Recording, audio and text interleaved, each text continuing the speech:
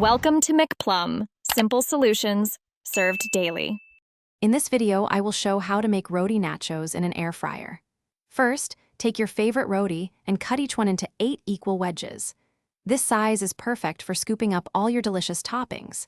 Next, lightly brush both sides of these roti pieces with about 1 teaspoon of oil.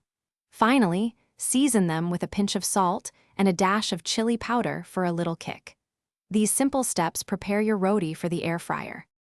Now, let's get those roti chips crispy.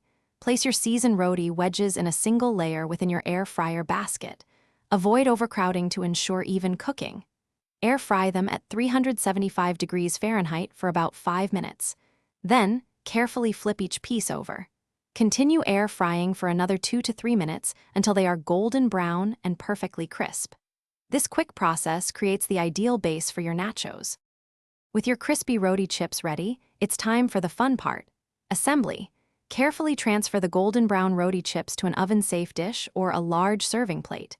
Now, layer them generously with your favorite nacho toppings. Think melted cheese, seasoned black beans, or spicy chicken. Don't forget to add fresh ingredients like vibrant salsa, sliced jalapenos, and a sprinkle of fresh cilantro for an explosion of flavor. To bring all those delicious flavors together, you can briefly warm your assembled nachos. Pop them back into the air fryer for 1 to 2 minutes, or use a microwave until the cheese is perfectly melted. For the final touch, add a dollop of cool sour cream or a drizzle of your favorite creamy sauce. Serve your homemade roti nachos immediately while they are warm and the cheese is gooey. Enjoy this easy and delightful snack.